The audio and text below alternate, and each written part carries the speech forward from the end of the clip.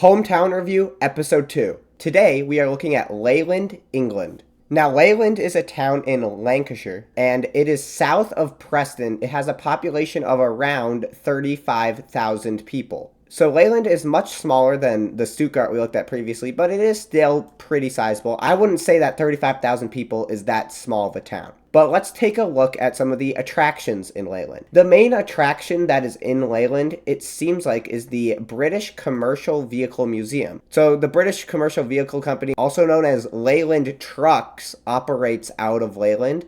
And they made a lot of historical cars, so I think that is pretty cool that even this decently small town has an interesting history like that. And Leyland also has the St. Andrew's Parish Church, which is a church that was built in the 1200s, which obviously, in terms of the UK, I don't think that is necessarily that old, but in terms of a place like the US, that is insanely old. I mean, there's basically nothing from that time. So now let's take a look at the downtown of Leyland. Alright, so it looks like a pretty typical downtown for a city in the UK, but I think it looks nice. So now let's check out the nature in Leyland, and what I'm noticing is that there really isn't much. Down here there's Warden Park. I mean, I think it does look like a pretty generic but kind of nice park, but it really seems to be like the only nature around here. And finally, let's check out the transportation of Leyland, which looks like it's kind of lacking.